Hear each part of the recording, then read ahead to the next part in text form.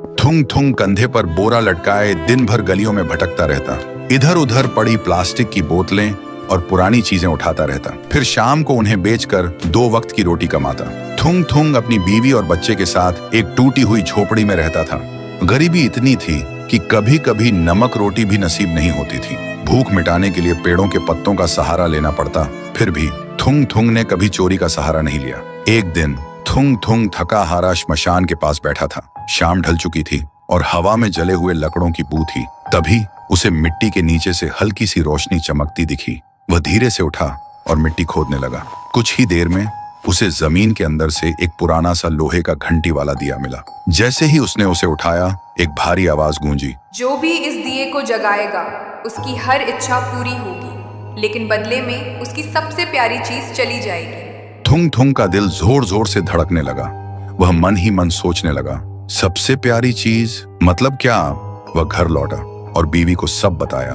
बीवी ने ध्यान से सुना। उसकी आंखों में डर भी था और थोड़ी सी उम्मीद भी। फिर बोली, 3 दिन से बच्चा भूखा है, क्यों ना पहले खाना मांग ले।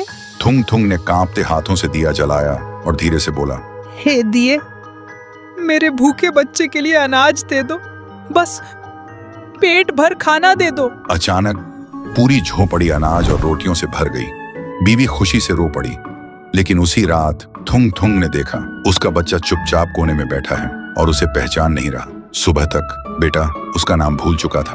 थुंग थुंग टूट गया, लेकिन घर में अनाज था और भूख खत्म हो चुकी थी। उसने खुद को समझाया, बाद में बच्चे का इलाज करवा लूंगा।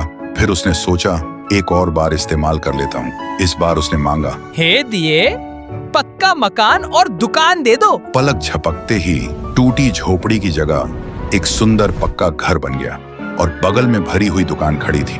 थुंग थुंग खुशी से बीवी के पास दौड़ा, लेकिन उसने देखा उसकी बीवी पत्थर की मूर्ति बन चुकी थी। थुंग थुंग चीखता रहा, रोता रहा और कोने में रखा वह दिया हंसता रहा, क्योंकि शर्त वही थी, हर बार सबसे प्यारी चीज खोना। अब थुंग थुंग के पास बड़ा घर था, पर वह पूरी तरह अकेला पड़ गया था। वह रोते हुए पत्थर बनी बीवी को गले लगाकर बोला, मुझे ये अमीरी जिंदगी नहीं चाहिए। मेरी बीवी और बच्चे को पहले जैसा कर दे, भले ही हम भूखे रहे। दिए की हंसी अचानक रुक गई। एक तेज रोशनी हुई। जब रोशनी हटी, न पक्का घर था न अनाज का ढेर। फिर वही पुरानी टूटी हुई झोपड़ी थी, लेकिन सामने उसका बच्चा खेल रहा था और बीवी मुस्कुरा रही थी। थुंग थुंग ने सुकून की सांस ली और उस मनहूस दिए को वापस श्मशान ले जाकर मिट्टी में हमेशा हमेशा के लिए दफना दिया।